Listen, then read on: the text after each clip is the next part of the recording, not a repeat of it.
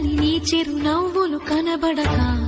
కనుపాపకి నలువైపుల నడి రాత్రి ఎదురవదా అల్లనని అడుగుల సడి వినబడక హృదయానికి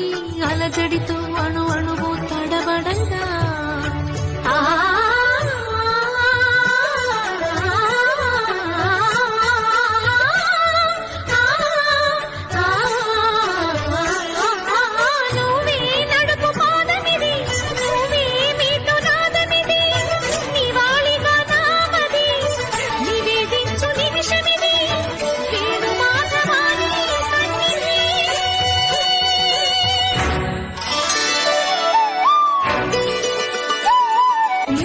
తెలియని జపములు జరిపినదా